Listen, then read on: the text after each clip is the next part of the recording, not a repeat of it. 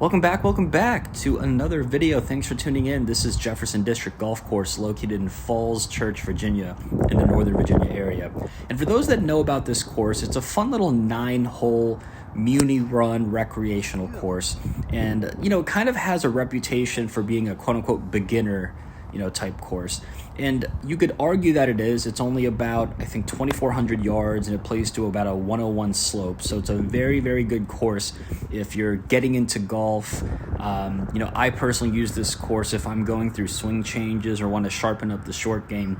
It's one of the best bang for your bucks. I think you can play 9 holes for like $18, $19, maybe $20 on the weekend.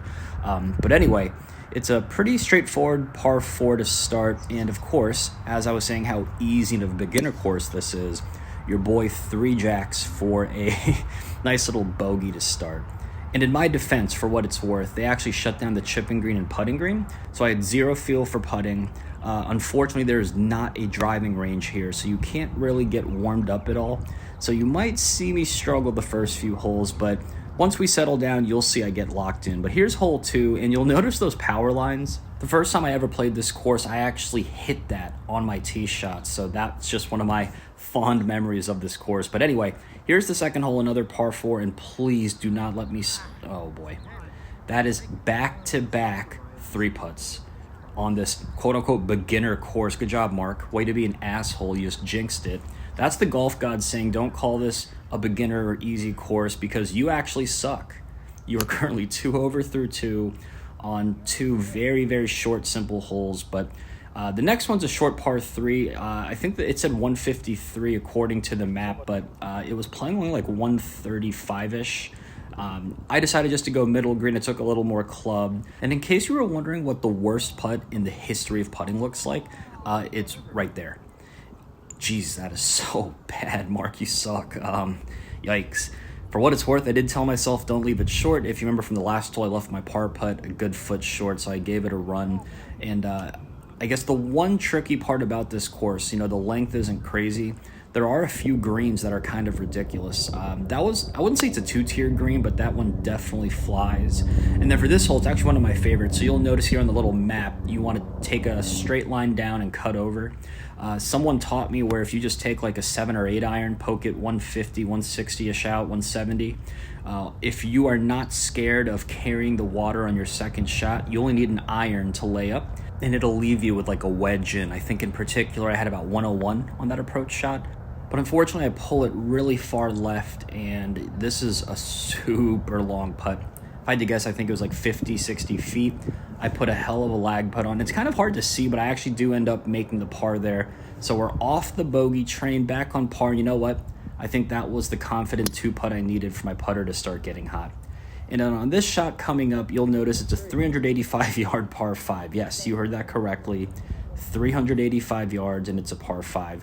The tricky part to this, you'll see right here, unless you have like a perfectly shaped draw to stay in the fairway, you either have to go over these trees, or I hit the best kind of punchy 6-iron.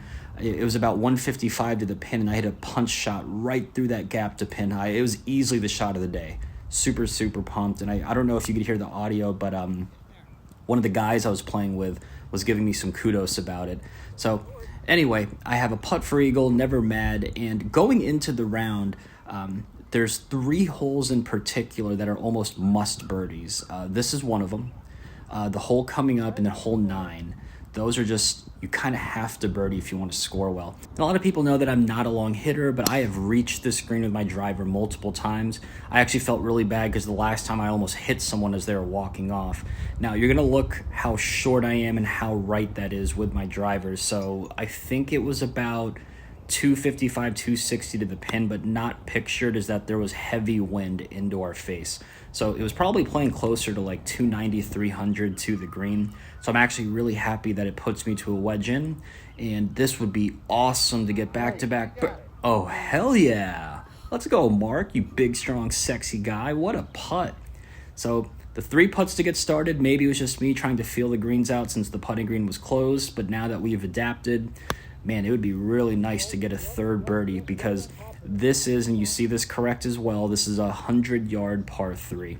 As a fun fact and an aside, one time when I played this, I was just curious. I actually took a putter and I putted from the tee box, and I actually was able to roll it onto the green. That's how straightforward. Oh my goodness, Mark, you stop it, you devil, stop it.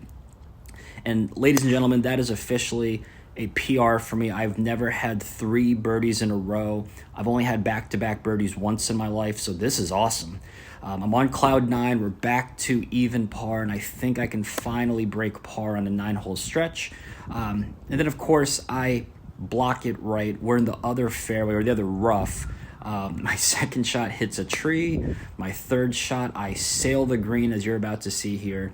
It's just funny how, I was thinking to myself when I was walking up to this shot right here, how hard you have to work for a birdie and how quickly all of that work can go away in one hole. 3 of those birdies that I just had, they're pretty much gone. 2 of them are gone from this double, so a really, really bad hole. But this is a hole that you can make up for it. It plays as I think it says 233 on the card, but I've had times when this is played, I think 205 one time where the tee boxes were scooted up. I've gotten on with a hybrid before. I took a 3-wood right there. I end up about pin high or just short, so I hit it really good, just leaked it right. What a shitty approach shot there. I think, I don't know what it was, but I left it really short. So birdie might be not realistic, seeing that I have about 50, 60 feet left, but I will take a tap-in par. So there's the final score listed right there on the screen. Really, really bad start. Really happy to fight with 3 birdies, but that one double killed me. I know breaking par is possible. I've actually shot 2 under here before. So maybe I'll try this again and see what happens with a little warm-up beforehand.